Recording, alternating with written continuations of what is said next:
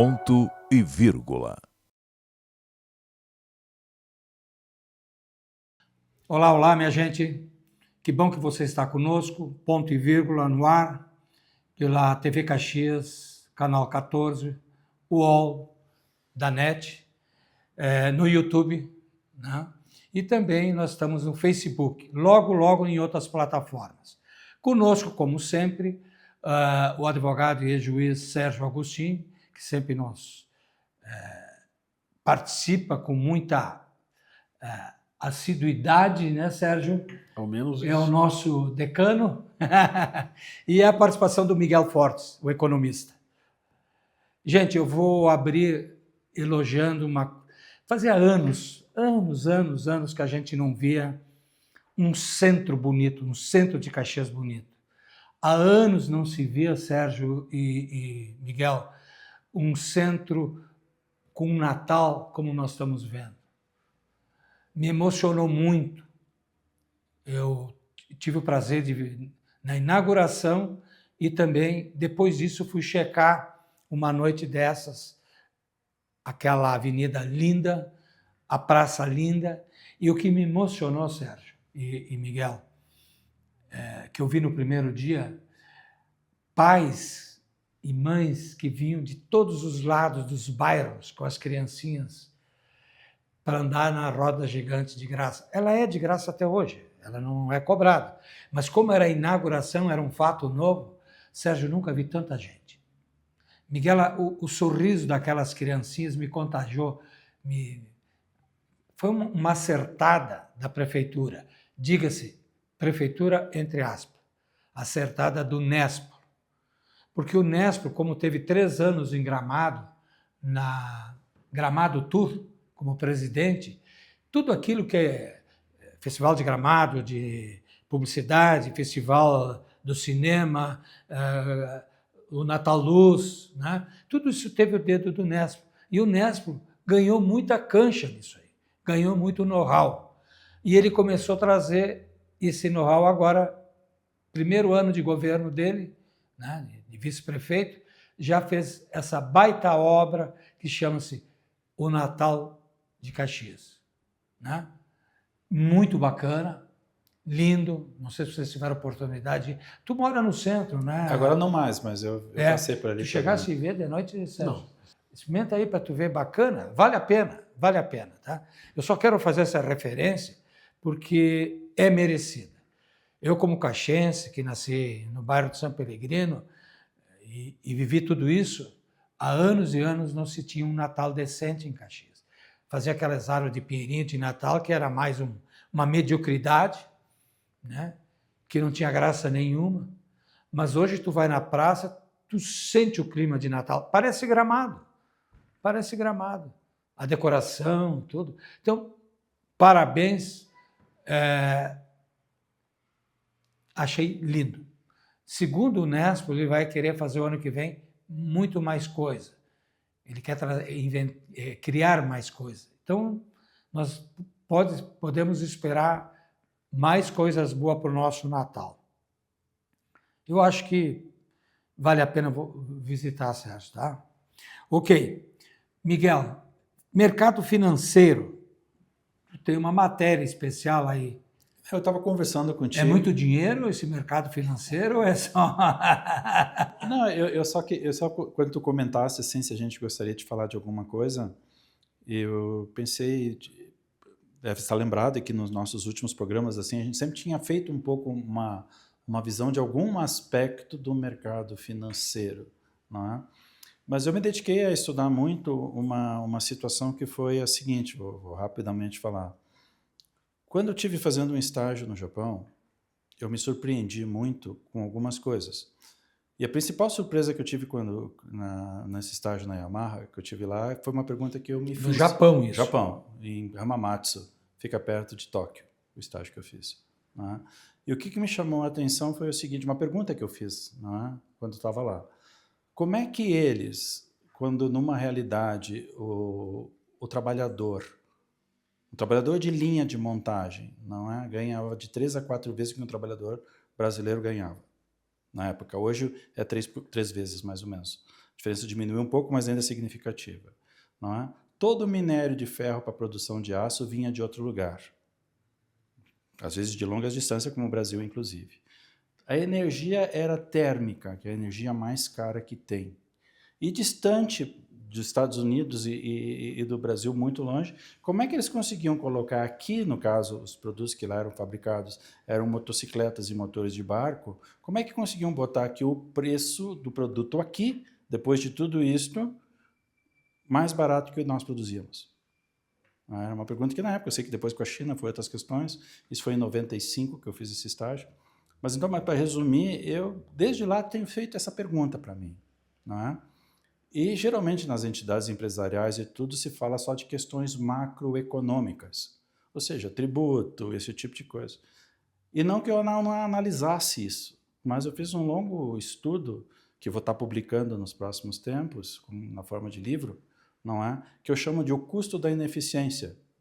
Ou seja, eu fiz uma análise horizontal dos setores da economia, todos eles, e vendo no que eles são ineficientes em relação aos outros, e vertical, dentro de cada setor, nas áreas de trabalho de onde era ineficiente. Então, só para dizer de onde é que surgiu esse estudo.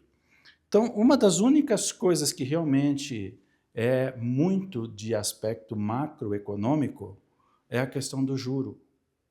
Que tu vai lembrar que um tempo atrás eu te mandei até um artigo sobre o juro e nós falamos um pouco aqui sobre o juro.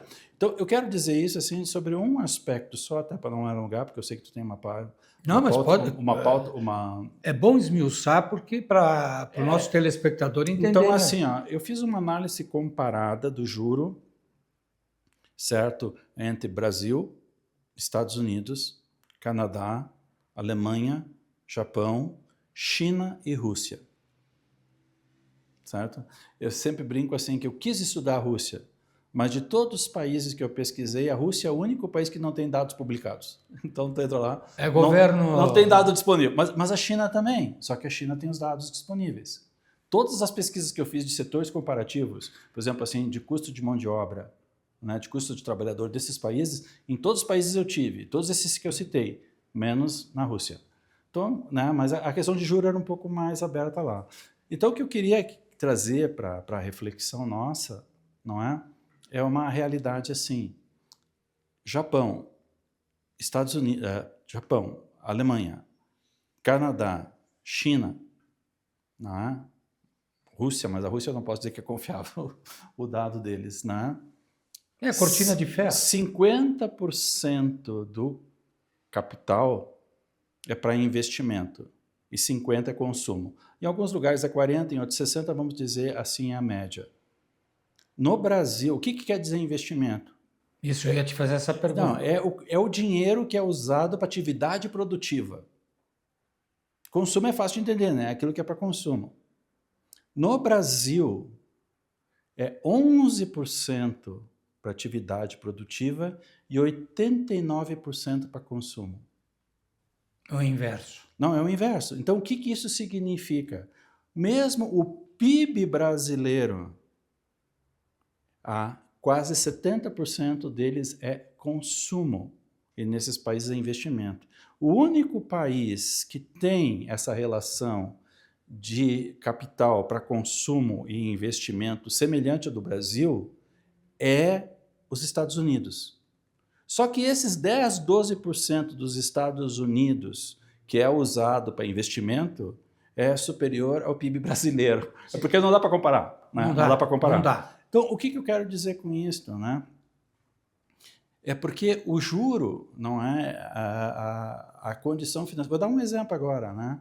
O Correio teve que renegociar um contrato que ele fez de 1 bilhão. Ele está buscando 20 bilhões. Né? E ele teve que fazer um contrato novo de 1 bilhão que ele parcelou. Tá? Ele parcelou 1 bilhão em julho. E ele não cumpriu uma cláusula contratual e o juro dele aumentou. O juro dele aumentou para nós. O juro dele está maravilhoso. O juro dele está maravilhoso. O juro dele aumentou para 25% ao ano. É difícil qualquer empresa conseguir esse nível de valor.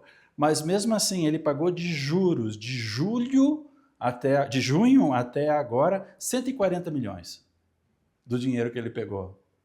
Entende o que é isso?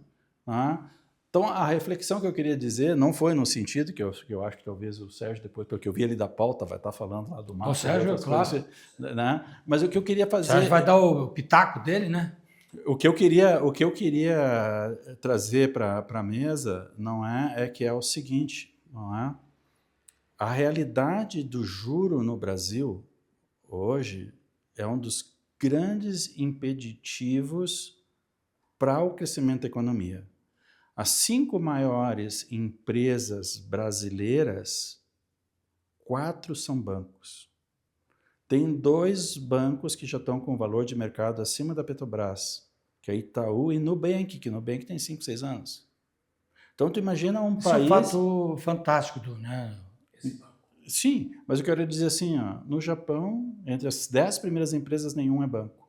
Na Alemanha, entre as 10 maiores empresas, tem uma seguradora e tem um banco, que é o Banco de Financiamento Industrial. Não é banco para povo. Nos outros países não existe isso.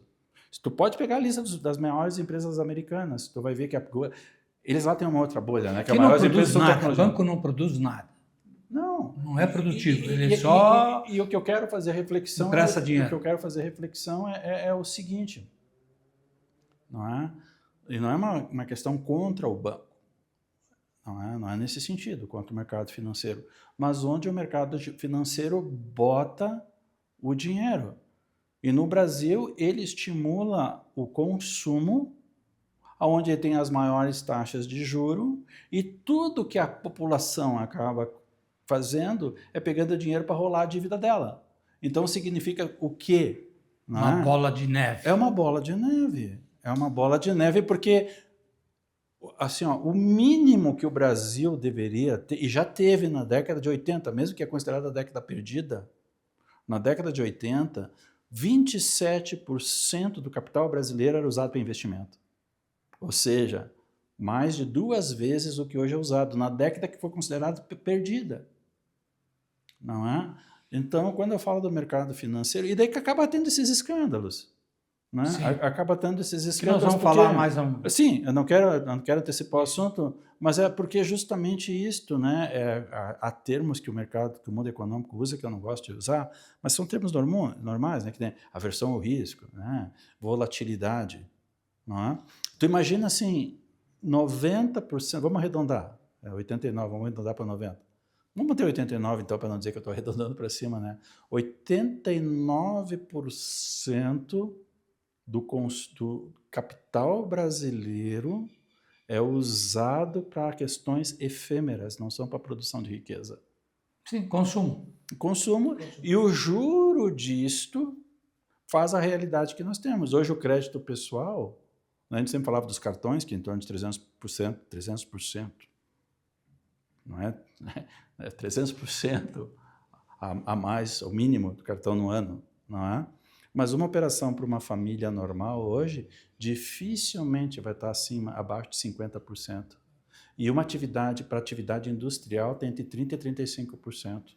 É impossível. Sérgio? Eu queria fazer uns comentários aí, porque assim, até para aproveitar, né? Todo esse conhecimento a gente tem que... A gente tem que absorver. Não precisa concordar, né? Eu concordo porque é fato, né? Não tem nem como... Né? Tanto que é só você pegar algumas circunstâncias aí hoje que comprovam isso, né? 70 milhões de famílias. Né? O endividamento, né?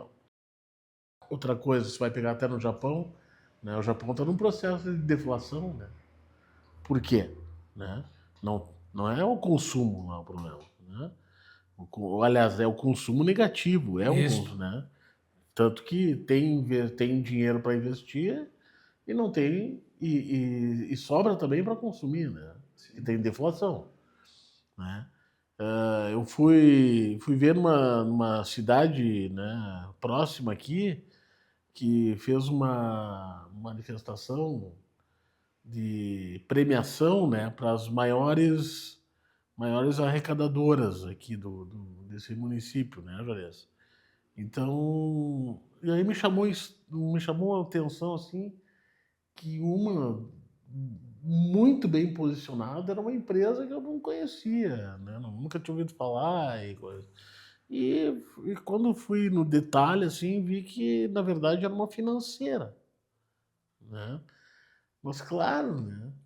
O que acontece, então? Né? Ela é uma das grandes faturadoras, né? Ela fatura mais do que quem produz, na verdade. Ela é uma... Vou usar um exemplo aqui, mas isso é corriqueiro em qualquer setor aí hoje de lojas, né? Sim, que Se vira um tu banco, pegar, né? pode ser Magazine Luiza, pode Todas, ser praticamente, as Colombo, grandes. praticamente todos. todas, né? Todas. Todas. Menores, O que é o todas. melhor, né? É ser financeira, né? Então incentivam o consumo, né? E financiam aquele consumo. E aí que ganham bastante. Não é com a venda da geladeira, é com o financiamento da Da geladeira. geladeira. Ali que Porque tá o vão dinheiro. receber, na verdade, o preço de 3 geladeiras Isso depois, aí. né? Bem isso aí. E aí, isso é evidente. Então, mas aproveitando isso tudo, né, Juliana? Né, como que se altera isso, assim? Ó? Porque, Boa pergunta. vamos lá, né? O Japão, né, passou por uma guerra, foi destruído. Daí tem uma outra educação, né? Tem uma cultura também. Nós aqui, como é que você quer mudar, inclusive outra questão, você quer mudar a cultura errada, né? E é a única forma que eu não vejo também outra, talvez tu conheças mais, né? Quer mudar a cultura errada do consumo, por exemplo, com o juro lá em cima, né? Taxa Selic é 15, exatamente por quê? Para segurar o consumo, O consumo. né? Então, quer dizer, é cheio de incoerências, né? Você, por um lado, incentiva até esse consumo, por outro quer segurar, porque isso vai representar um quadro inflacionário, né? Se tiver muito consumo, né? E daí você aumenta o juros, quer dizer, é difícil, tá? Acho que um economista, né, Trabalho. faz trabalho, porque não é Sim, a fácil. incoerência, né? Mas é que precisa haver uma mudança de mentalidade, não é? E vou dizer assim, a mentalidade está tão entranhada na cultura brasileira, porque isso é entranhado na cultura brasileira, porque eu vou fazer umas perguntas assim para vocês, para só perceber como isso está entranhado, certo? 2 fenômenos recentes aqui do Rio Grande do Sul envolvidos. Brasil, mas um só mais o Rio Grande do Sul. Quando deu as enchentes, certo? Quando deu as enchentes. O que foi feito com as empresas? O que foi feito com as empresas, certo? 2 coisas. Adiamento de pagar tributo de 2 ou 3 meses, que não adianta nada. Eu administrei a empresa a minha vida inteira. Então, assim, adiantamento de tributo para te pagar daqui 3 meses parcelado e te dar um tiro na cabeça é a mesma coisa. Não muda nada. E a outra foi linhas de financiamento. Agora, então, linha de financiamento, então pega o dinheiro. Né?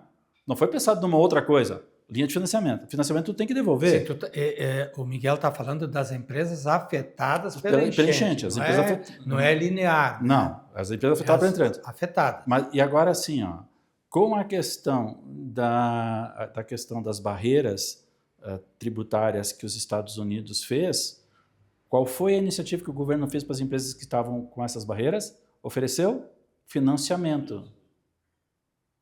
Entende? Então, é isso que está entranhando. É uma mentalidade que, vamos dizer assim, e aqui a minha questão não é uma questão política com determinado partido, isso é uma mentalidade entranhada. Quando foi na década de 90, se discutiu muito a nível mundial como acelerar a economia.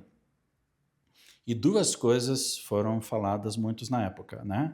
Redução de impostos para exportação E por isso que o Brasil criou esses desequilíbrios, que nem o Rio Grande do Sul sempre fala, que ele acaba não tendo participação no fundo compensador de exportação, mas foi por causa disso. Então, assim, para te posicionar... Discussão até hoje da Lei Candir, né? Não, exatamente, a Lei Candir. Então, assim, isso foi uma política mundial. Lei Candir. Outra hora podíamos falar da evolução disso desde 92, quando essas ideias foram trazidas, não é? Com o consenso de Washington e as implicações que isso tem. Então, uma era isto, não é? E a outra era financiamentos. Certo? Mas financiamento para atividade produtiva. E financiamentos a níveis de como são feitos nos outros países, 2 a 3% para atividade ao ano, para atividade produtiva. Não é? Então, nós aqui, o que eu estou querendo dizer, essa cultura está tão entranhada que o próprio empresário entende o capital como um bem de consumo. Não sei se você consegue entender o que eu quero dizer com isso. Mas é exatamente isso. Né? Então, assim, ó, quer dizer, a financeira ele está mais interessado. O próprio empresário ali está faturando muito mais com o mercado financeiro do que com a produção. Sim, e só que alguém paga a conta. Não é?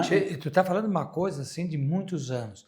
Eu me lembro que o Gelson Palavra, Lojas Arma, aqui em Caxias foi o primeiro a introduzir isso, em Caxias. E ele dizia para nós, eu ganho mais financiando do que vendendo produto. Produto eu até vendo taco a taco, sem lucratividade, porque o ganho é no financeiro. Sim, só que eu vou dizer uma coisa assim... Até hoje é assim. Eu não vou entrar em muitos detalhes, porque às vezes as empresas não gostam que a gente fale algumas coisas que a gente sabe, não é? Mas, por exemplo, assim, ó, a financeira da Magazine Luiza não pertence mais para a Magazine Luiza. Há um bom tempo. É um grande... Já vendeu a carteira. Não, ela não conseguiu aguentar. Ela não conseguiu aguentar. E assim eu poderia dizer de todas as outras redes que, na verdade, eles começaram por isso e hoje não são eles. Então, vou dar um exemplo, que não é uma rede daqui. Tá? Magazine Luiza também não é. Vou contar um outro exemplo assim, ó. Todo mundo lembra que há uns anos atrás as lojas Marisa quase iam quebrar. Isso. E, de repente, eles conseguiram abrir loja em tudo que é lugar. Eles tinham um fundo que então obrigava eles até a ter que comprar alguns prédios, outras vezes podiam alugar, eles tinham que, de repente... As Pernambucanas fez a mesma coisa. As Pernambucanas, de repente, tinham que abrir 150 lojas por causa desse fundo. Por quê? Porque era uma forma de pulverizar o acesso da população ao quê? Ao cartão do dinheiro.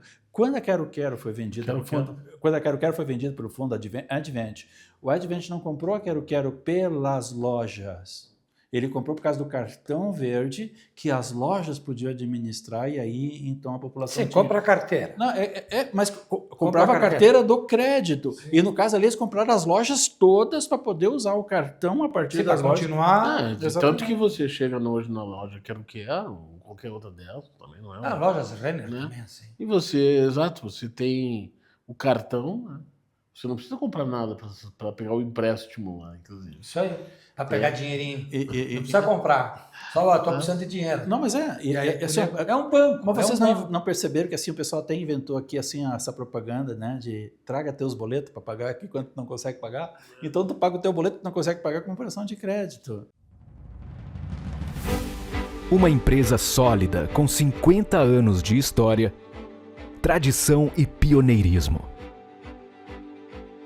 Fundada pelo engenheiro civil Olivir Hilário Viesser, atuante desde 1974, a Viesser Engenharia construiu seus alicerces sobre os pilares da ética e do profissionalismo. Não basta tu vender metros quadrados, o que interessa mesmo é tu atingir o coração das pessoas. Não comprar uma casa, mas um lar, onde ela vai criar sua família, onde ela vai desfrutar daquele bem para o resto da vida, né?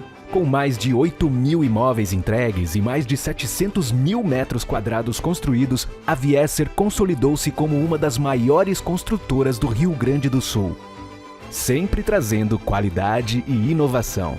Eu sou formando da Escola de Engenharia da PUC, da turma de 1974. Eu comemoro 50 anos como engenheiro dedicado à construção civil. Viesser. Há 50 anos olhando para o futuro, construindo o presente. Nos últimos tempos, não faltaram desafios para o Rio Grande.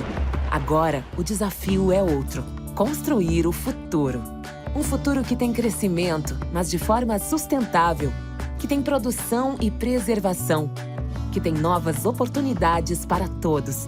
A escolha é nossa. Por isso, a Assembleia Legislativa vai buscar soluções para o desenvolvimento do Estado com o Pacto RS 25, porque o crescimento sustentável é agora. Vamos mudar um pouquinho o assunto e ir mais para a parte política, né? Que é uma coisa vergonhosa, né? O ministro Toffoli é o cara mais... Ele e o Fachin, sério, são os dois ministros mais quietinhos, mas principalmente o Toffoli é o que mais faz negócio...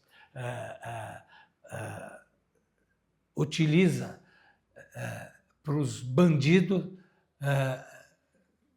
como é que eu vou te dizer, liberando cadeia, essas coisas todas. Nós estávamos falando há pouco que decidiu colocar o Toffoli 100 anos de sigilo, o caso do Banco Master. Não é para abrir. Como é que eles dizem, Sérgio? É segredo de justiça. Não sei dessa informação. Não, a informação que está rolando hoje, tá? Uhum. Cara, o Vorcaro deu um rombo de mais de 14 bilhões de reais. Aí ficou preso poucos dias. Aí uma desembargadora, o Sérgio conhece bem como é que esse pessoal, certos desembargadores e certos juízes. Mas assim, a desembargadora, poucos dias, liberou o homem da prisão. Está livre. E o Toffoli agora vem e diz o seguinte: segredo de justiça, ninguém tem O segredo de justiça não é colocar 100 anos, né? É diferente. Não, eu errei, Então... não é 100 anos. É segredo de justiça, bem corrigido. Tá? Segredo de justiça agora que eu tô olhando não aqui, tem acesso público. Não tem acesso público. Isso quer dizer que vai morrer, Sérgio. Vai morrer daqui 10 anos, 20, sei lá, se vem ou não vem. Cara, isso é vergonhoso, cara. Eu não conheço a situação. Tu não conhece? Não. Tu conhece? Sim, tu não conhece o fato que o Toffoli decretou sigilo de 100 anos? Não, que foi ontem. Não, ele fez realmente isso, e isso assim, ele é bastante complicado, né? Porque até tu vai falar sobre Master, tu vai falar alguma coisa do Master depois na sequência? Pode falar. Não. Mas a questão assim é que essa questão do Banco Master, bom, você sabe que o Galípolo estava nos Estados Unidos essa semana explicando para o mercado financeiro americano o que aconteceu aqui. Vocês estão sabendo disso? Sim. O Galípolo estava lá para poder explicar para o pessoal. Que é o presidente do Banco Central. Banco Central. Por quê? Não é? Porque, na verdade, existiu uma série de coisas que o Banco Central, desde março, estava fazendo, querendo fazer, que por influência do mundo político ele estava segurando. Não é? Vocês sabem de 2 altos executivos do Banco do Brasil, ou da Caixa, agora não lembro com certeza, que perderam seus cargos porque não autorizaram uma relação que era para ser feita com o Banco Master. Entende? Então, aqui, o que está por trás desse sigilo decretado? Não é? Aqui, e vamos dizer assim, nem estou falando só do aspecto de... Não estou falando do aspecto de lavagem de dinheiro, não estou falando do aspecto todo que tinha aqui. Nós temos uma série de irregularidades financeiras, né? Para quem está nos ouvindo, é assim, o mercado financeiro há bastante tempo ele tem que seguir os protocolos de Basileia, as leis de Basileia, que é como o mercado financeiro funciona. No mundo. No mundo. O Brasil teve que se adaptar a isso. Então tem uma série de normas bem pensadas justamente para evitar isto. Não é? Isso que aconteceu agora. E esse sigilo tem a ver com o quê? Não é? É diferente do segredo de justiça. O segredo de justiça, enquanto o processo anda. Aqui é mais. O processo pode até andar, mas exatamente o que aconteceu e as coisas, isso nós nunca vamos saber. Pelo menos só quem tiver mais de 100 anos. Talvez meu neto, que nasceu mês passado, vai saber se ele viver 100 anos, mas nós não vamos saber. Mas não pode ele estabelecer sigilo por 100 anos, coisa assim, não. Não, mas eu acho que... Mas foi noticiado. Foi noticiado exatamente o que tu falou. Isso. Mas assim, vocês não têm percebido nos últimos tempos tudo que é decretado sigilo? Na COP, os gastos foram decretados sigilo também. Ultimamente, nós estamos fazendo assim. Existe uma caixa preta que cada vez fica mais preta. Não é só essa questão jurídica, em esferas administrativas também. E essa prerrogativa de fazer sigilo por um determinado tempo não é do judiciário, é do executivo. O executivo pode fazer isso, né? Pode pedir um decreto, né? Mas não colocar segredo de justiça é uma coisa. Tá? Quando há algum interesse público ou interesse de algum menor, alguma questão, o processo vai correr em segredo de justiça, ou seja, né, não pode publicar o que está acontecendo lá e tal, né? Mas não um sigilo. Não, o sigilo é outra coisa, né? O sigilo é você não ter ninguém poder ter acesso. É que assim, ó, num processo desses, o segredo de justiça é bastante entendível. Porque Até porque tem questões hoje que tem sigilo pela Constituição, né? Quer dizer, que são as questões, né, fiscais aí, né? O teu imposto de renda ninguém pode divulgar, né? Quando vai para um processo, qualquer processo, discutindo uma pensão alimentícia, por exemplo, né, o advogado tem que colocar esse documento em sigilo, né? Em segredo de justiça, né? Só quem está lá no processo pode consultar, tem acesso. Né? Porque senão, né, tem milhares de processos, né, que se jogam informações que pela Constituição tem... É amparado. Né? Amparado. Né? Senão, daqui a um pouco você fica sabendo... No mercado financeiro, não é... o mercado financeiro tem uma questão que é muito importante, né? Um processo que nem este, ele exige diligência, né? São diligências que são feitas para a investigação, né? Então, tu imagina assim, uma entidade totalmente idônea, que é feita uma diligência só de pesquisa e que vem para o mercado financeiro que está sendo investigado. A correria de estudar para um banco ou para uma...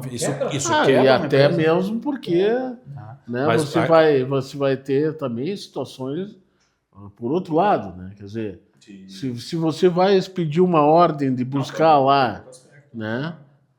Mas o que for pública antes... Mas o que foi publicado, e daí vale a pena, né, até com base nisso ver, realmente foi publicado que foi 100 anos de sigilo, não foi segredo de justiça. É o que está noticiado. Nós perdemos o rumo. E como consertar isso? Só uma revolução, que o Sérgio falou dos Estados Unidos primeiro, e tantos outros países. Como é que melhorou? O Japão falou, foi tu que falou que o Japão destruído. Tudo bem que naquela época os Estados Unidos botou um monte de dinheiro, mas eles pagaram quem é o Japão? Então, eu não sei, o caminho nosso é um caminho de... Eu não estou incentivando, longe disso, mas eu não vejo outra alternativa se não seja criado por uma juventude que vá para as ruas, porque nós perdemos a escala de valor, na minha opinião. Esses grupos que vai para Bolsonaro, a turma do Bolsonaro, um piquete do PT lá, outro lá, outro... Isso não é nada. Ou há um movimento forte, que nem os caminhoneiros querem fazer a partir de amanhã, né? Que é isso, parar uma nação. Né? Já fizeram isso, e o reflexo é grande, aí tu tem um poder, né, que começa. Agora, depender do povo, de um modo geral, eu não estou acreditando, tia. Não estou acreditando. Eu estou decepcionado, triste com isso aí. Às vezes me dá nojo, eu nem...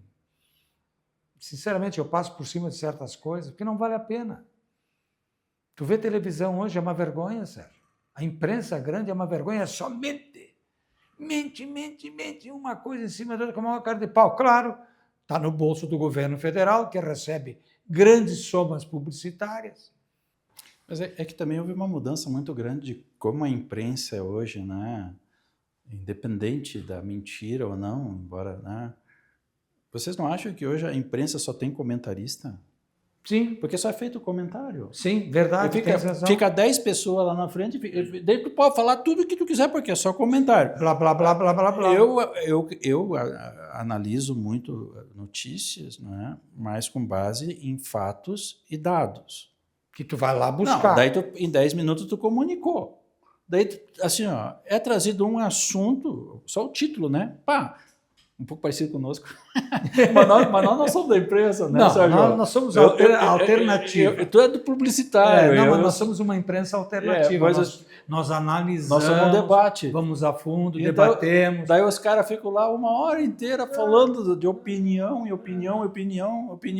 tinha alguns programas que eu era acostumado a ver e eu não vejo mais muitas vezes. Sabe por quê? Porque no final a notícia realmente trazida talvez foi menos, talvez não, foi muito menos do que 10% do que o programa todo durou. Uma verdade.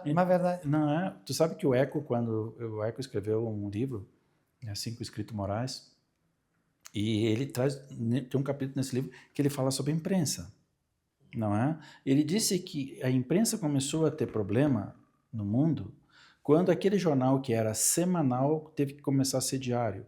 Porque se antes tu tinha uma semana para produzir notícia, tu passou a ter que ter dia. E lembra quando a gente era mais jovem, que ainda tinha o Jornal da Manhã, o Jornal da Tarde? Sim, não era só no dia, tu tinha um jornal de manhã e um Folha da Manhã e Folha da Tarde. Lembra disso? Calda né? Júnior. Então, agora, quando então, e hoje o jornal impresso já não era o que era antes, né?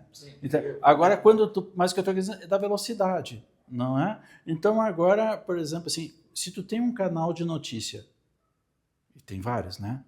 Tem vários canais de notícia. Quanta notícia tu tem que produzir por dia? Tu consegue aferir dado?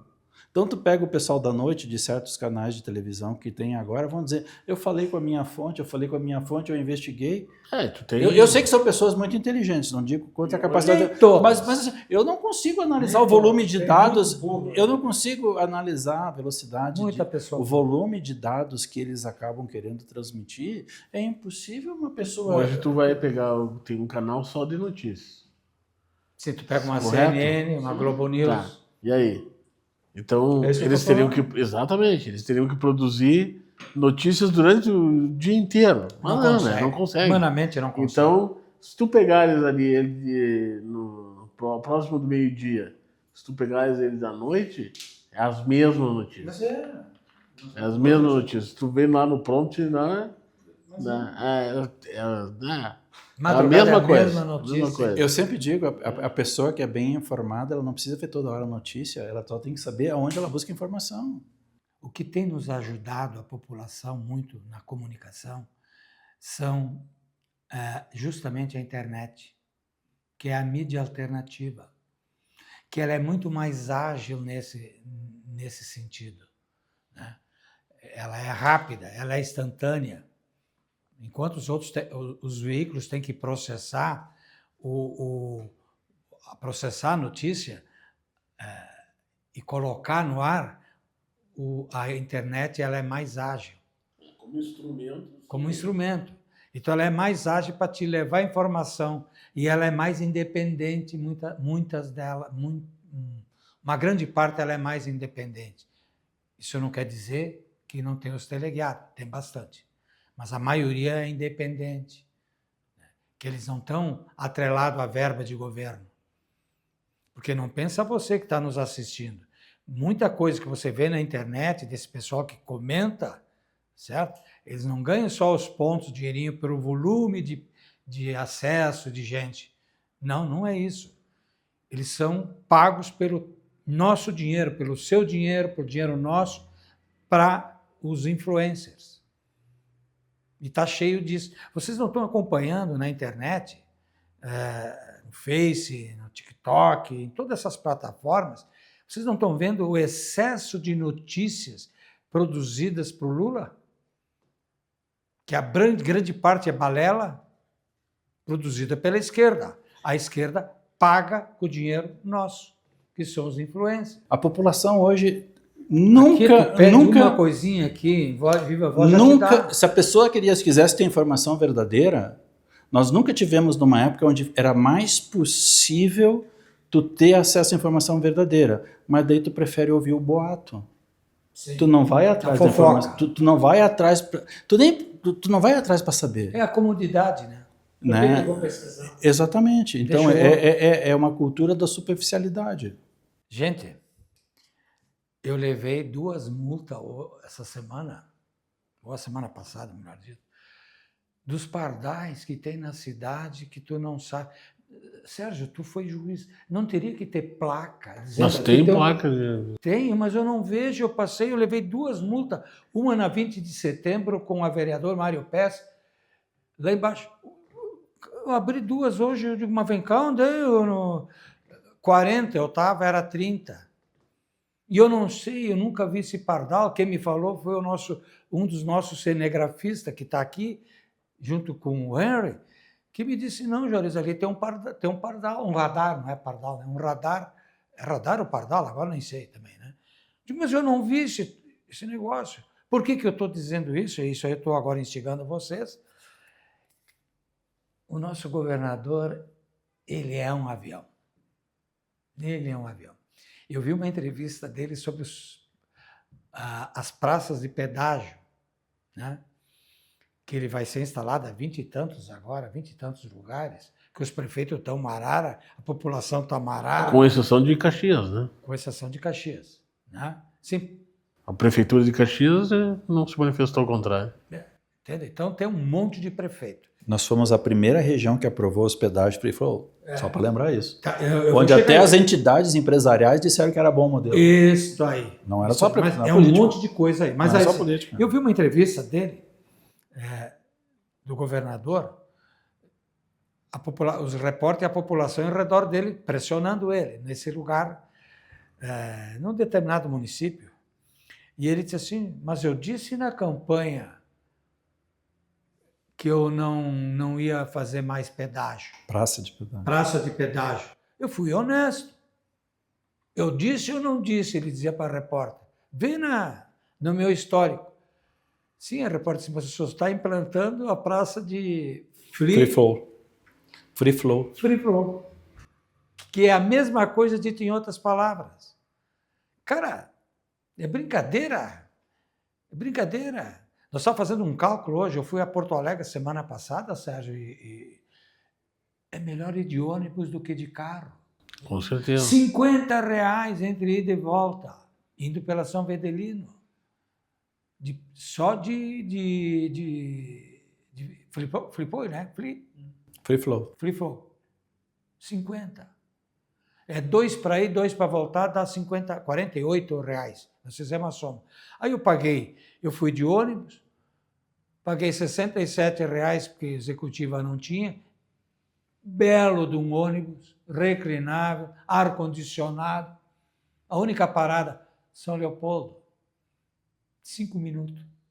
Passagem, diferença grande, R$67. Desci na rodoviária, peguei um táxi, fui onde eu tinha que ir. Reduzindo todo o assunto, gastei R$180 entre passagem e táxi. Quanto eu gastaria de gasolina? O sujeito dá uma porrada, olha, multa, aí vamos relacionar um monte de coisa, tu ir de carro.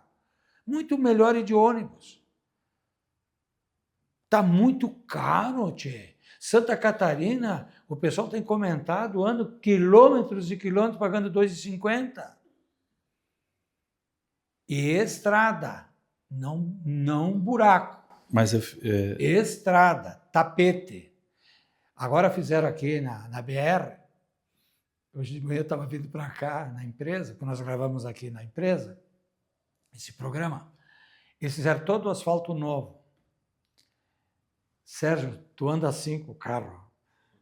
Ele não é plano. Ele não é plano. Gente, mas vem cá, cara, as coisas estão perdidas. Eu me preocupo muito porque eu digo o seguinte, onde é que estão nossos empresários? Onde é que estão os nossos políticos de começar a cobrar isso aí a valer? Melhoraram a pintura dos canteiros, agora na sarjeta, ali, como é, nos cordões. Melhorou um pouco, mas continua sujando. Continua sujando. Aí eu vinha vindo para cá e digo, mas pô, nem inauguraram o asfalto aqui, que ficou pronto ontem. Está todo cheio de ondulação, Sérgio. E aí tu pega as estradas e é a mesma coisa.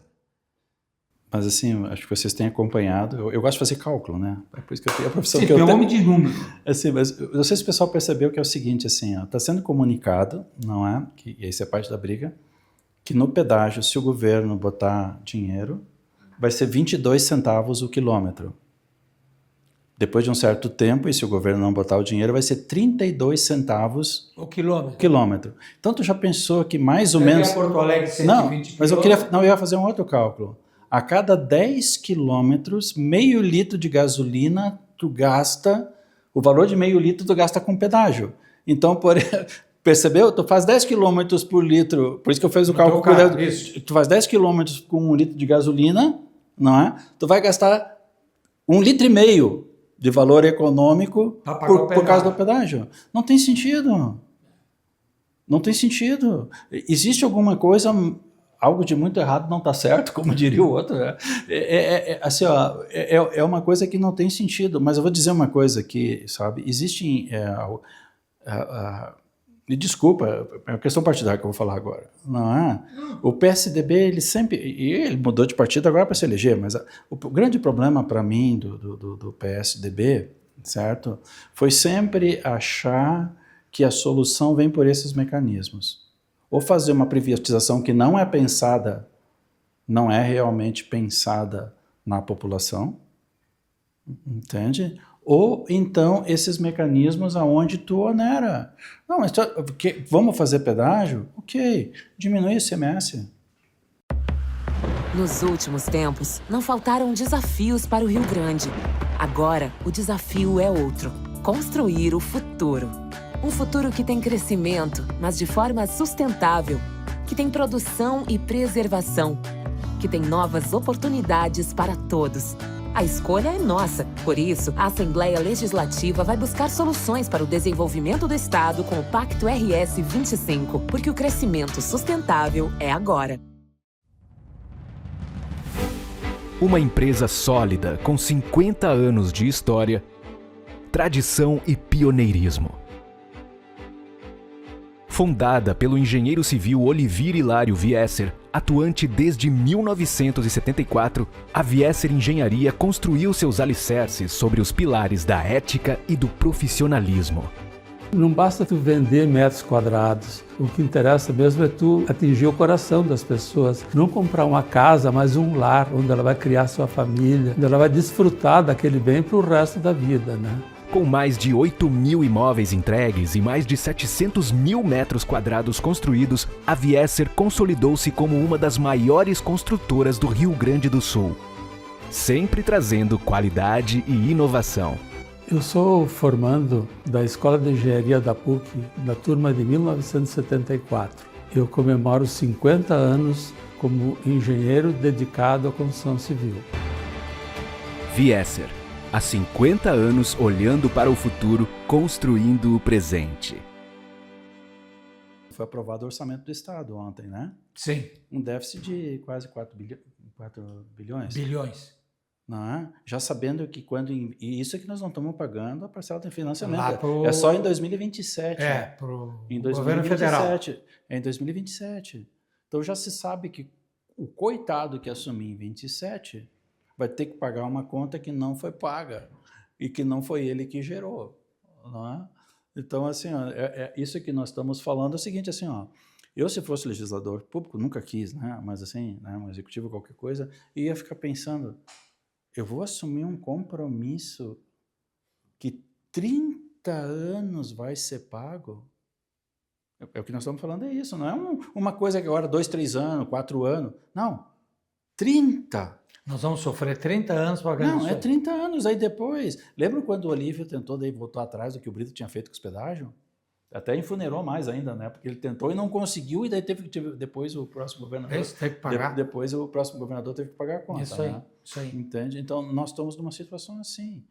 Não é? Eu acho que a coisa pública ela deveria ser pensada de uma maneira bastante diferente do que ela é. Mas, Miguel e Sérgio, isso acontece aqui no Rio Grande do Sul. Se tu conversa com o pessoal de São Paulo, que tu anda quilômetros, tu paga um pouco mais, mas tu anda quilômetros e quilômetros, que acaba sendo barato. E em estradas boas. Parece que agora a média vai ser 22 quilômetros no pedágio, né? Entende? Aqui, né? É uma grande fonte arrecadatória. É aqui. Como é que aprovam isso? E não estou falando só desse governo, estou falando de todos que meteram a mão nisso aí. Não precisamos personalizar num determinado... Não precisa, é um pacotão. Por exemplo, aquilo que eu falei da questão dos financiamentos, não é para as empresas e tudo mais, não é desse ou daquele governo, é uma atitude realizada sempre. Santa Catarina, O pedágio é muito mais barato em tudo quanto é lugar e tu tem estradas maravilhosas, não que nem a nossa ondulação aí, que eu falei há pouco. Entende? Tu tem tapete. Eu me lembro que há uns 8, 10 anos atrás, que fazia 300 anos que eu não ia a Curitiba de carro. Eu fui com um amigo meu. Eu só via obra de estrada no Paraná, Sérgio, tapete, pista de 3 indo para lá e 3 indo para cá, não é 2. Os caras correndo na frente e fazendo as obras, viadutos, passarelas. Eu dizia para o meu amigo, digo, pá, pela BR-116. Digo, meu Deus, cara. Dizia, mas isso aqui é Paraná. Não é o Rio Grande do Sul. O problema nosso, eu vou ser muito sincero. Nós paramos no tempo por causa dos chimango e maragato, que ainda acontece hoje, que são deputados, que sou gaúcho, não sei o quê. Cara, tu tá olhando o quê? A culpa é de tu todo tá mundo, olhando? né, cara? Não, Todos, claro né? que é de todo mundo. Né? Mas, pô, nós ficamos só nessa nhanca aí de atraso. Nós temos que começar a pensar para frente. Só se essa nova geração que vai vir aí, que está vindo. E que nem tu disse. E como é que vai ficar com esse baita rabo que tem que pagar? É que chega uma hora a conta tem que ser paga, né? E aí... Sérgio. E aí nós vamos fazer um comentário que tu fizeste no início, né? É. Aí nós temos uma roda gigante de graça, né? É isso aí. Né? Agora, infraestrutura, eu vim para cá, buraco e buraco. Né? É isso aí. Né? É uma coisa ou outra, né? Na perimetral, se tu andar, cheio de Sim. buraco. Uma verdade. O Sérgio, gente, ele morou até pouco tempo atrás em Flores. Não, deixa eu explicar. Eu vou explicar por quê. Não, mas eu vi internamente aqui. Não, sim, mas que tu tava. Eu vou explicar por que eu estou dizendo isso. Né? Que aconteceu em janeiro desse ano. Tá? Flores da Cunha. Uma cidade maravilhosa, né, Sérgio? Sem dúvida. Tá um tapete de lindas asfaltada, asfalto decente, uma cidade bonita, limpa, né? Tá um brinco, Flores da Cunha. Um progresso enorme, uma economia forte, né? Bairros maravilhosos. Estou errado, Sérgio? Não, né? Bom, por que eu estou dizendo isso? Em janeiro desse ano, eu fui num evento na linha 80, né? Certo? Na linha 80. Na linha 80. Num jantar lá, num ágape. E aí, saí era umas 10h30 da noite desse lugar. Tinha que vir para Caxias, né? Aliás, lá tinha muitos caxienses, inclusive, com seus carros. E eu chego ali no entroncamento, que então pega para vir para Caxias, a estrada, tudo parado. E lá em cima, só pisca-pisca, olhando à direita. Digo, meu Deus, deve ter dado um baita acidente aqui, essa fila toda, né? Mas eu vi que tinha uma brecha, né? Brasileiro, tinha uma brecha, eu peguei a esquerda e fui vindo. Sabe o que era, gente? Era o pessoal trabalhando, fazendo asfalto. Toda uma infraestrutura, de noite. Por que não? O Sérgio acabou de dizer que o cara pintando. Por que não pinta de noite, gente? Por que não faz as coisas de noite? Cara, mas chega a determinados momentos que Mas, assim, olha, não, eu quero dizer assim, se vai trancar todo uma via sistema, por quilômetros estava trancado. isso aí, por quilômetros. acredito. Então, faça um serviço mais rápido menos, né? Não é isso. Mas eu fiquei admirado, digo, pô, o pessoal trabalhando, a empreiteira, tá? Contratada pelo Estado, porque ali a obra é estrada estadual, né, Zé? Sérgio? É, né? Sim, ali é. Então, gente... Mas era o pedágio, né? Não, será que era o pedágio? Claro, era a concessionária. Lá que vai a Antônio Prado? Sim, mas trabalhando de noite. Ou tu acha que esse que está pintando a estrada não é uma empresa contratada? Não, mas é que é contratado também uma coisa, mas é que nós estamos falando de situações que foram no contrato da concessão, né? No contrato da concessão, como falou o Sim, Miguel, mal feito. né? Mal feito. Quer dizer, agora eles têm que investir tanto, né? Só que aparentemente estão investindo isso. Estão superfaturando esse investimento, que na verdade não é um investimento. Não é investimento. Né? Na verdade, estão fazendo um embelezamento, que não é investimento. Né? Lá já era um outro contrato, né? Esse contrato agora foi novo, aí foi uma situação nova. Mas enfim, me chamou Então, a atenção, assim, ó, não cara. tem obra pública que funciona, tem, né? Se pegar a duplicação hoje da 386, né, a Estrada da Produção chamada, né, que é Canoas até Iraí lá, mas vai ser duplicado até Carazinho. Eu estive viajando para aquela região. Tá funcionando, Sérgio? Está quase toda duplicada, né? Uma época também nós tivemos também para Pelotas, quase toda duplicada foi. Sim. Né? Isso. O problema é que, assim, ó, vamos ser bem sinceros, aqui, nossa região aqui atual, ela é muito boa de reclamar, de falar. Né? Agora, de chegar parlar, ali de e parlar. pressionar Isso. e exigir as coisas, É aí que eu me refiro. nós estamos perdendo espaço. É aí que eu me refiro. Nós já falamos em outros programas sobre Parla, isso. parla, mas não age, não age. É isso aí, Sérgio, bem colocado. Então, É isso que eu me refiro. Então nós estamos assim, ó, nós estamos ficando para trás. Abandonado. Né? Olha o nosso acesso ao litoral aí, a Rota do Sol. Isso é uma vergonha. Uma vergonha. Não, Sérgio, a BR-116, até Dois Irmãos, ela é um brinco. Até a cidade de Dois Irmãos é um brinco. Acostamento, pintura decente, bem feito. Mas por quê? Porque tem os caras que pressionam. Aeroporto. É. Olha o nosso aeroporto, que é uma vergonha. Gente, estamos chegando ao fim. O programa foi muito bom. Eu acredito ter esclarecido bastante coisas, né, Sérgio e Miguel? Eu acho que a gente tentou levar algumas coisas boas para o nosso telespectador, né? Ok, gente? Muito obrigado.